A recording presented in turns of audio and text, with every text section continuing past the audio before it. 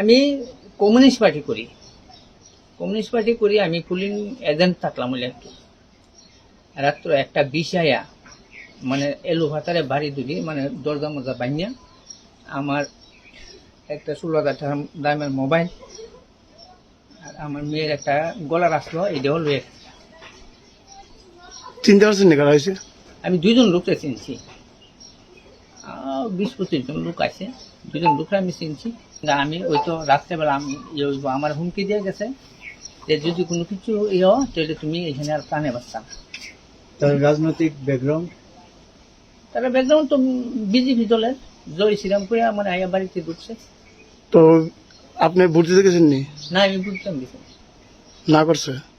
আমার তো ভোট দিতাম এখানে রাত্রেবেলা না করে গেছে ভোট দিতে গেলে তোর ভোট হয়ে গেছে আমি তো আর ভোট দিতে পারি। কোন বিধানসভা এটা? এটা 29 কৃষ্ণপুর বিধানসভা। আপনি কোন বুথের এজেন্ট ছিলেন? আমি 17 নং বুথের। আপনার ভোট কি 70 নম্বরে? হ্যাঁ 17 নম্বর বুথ। নাম কি আপনার? আমার নাম নিত্যরঞ্জন বিশ্বাস।